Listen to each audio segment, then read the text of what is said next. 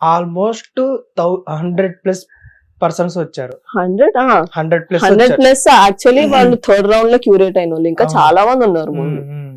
100+ వచ్చారు. ఆ 100+ ని తన్నుకుంటూ 45 వచ్చారు. మళ్ళా ఆ 45 లో కూడా టాప్ 15 కి రావడం అసలు ఎలా అనిపించింది? అసలు అనుకున్నారా? ఎక్స్పెక్ట్ చేశారా వస్తాను అనే దాని మీద?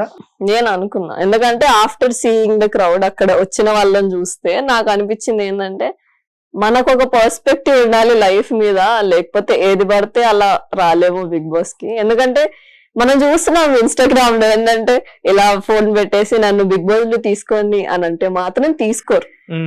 అది అయిపోయింది.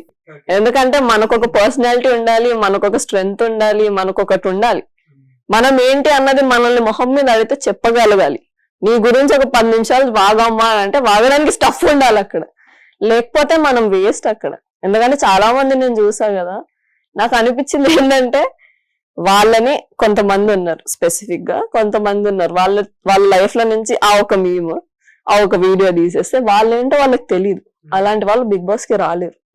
అది అగ్ని పరీక్షల వల్ల మనుషులకు తెలుస్తుంది. దానికి అగ్ని పరీక్ష పెట్టినట్టు నాకు అనిపించింది. ఆ పాయింట్ వరకు వెళ్తే నేను అక్కడి వరకు వెళ్ళినప్పుడు మనకి సోషల్ మీడియా బేస్ లేదు, మనకి ఫాలోవర్స్ లేరు, మనకి ఇవన్నీ లేవు, మనం వెళ్తే ఏమవుద్దో ఏమో. వాళ్ళు కూడా మనమేమనుకుంటాం కొంచెం స్పార్క్ ఉన్నోళ్ళు గాని, లేకపోతే వాళ్ళకి కొంచెం ఫాలోయింగ్ ఉంది, ఆ ఫాలోయింగ్ బిగ్ బాస్ చూస్తారు, ఆ టాపిక్స్ పరంగా తీసుకుంటారేమో అని నేను అనుకున్నా ఫస్ట్. కానీ కాదు.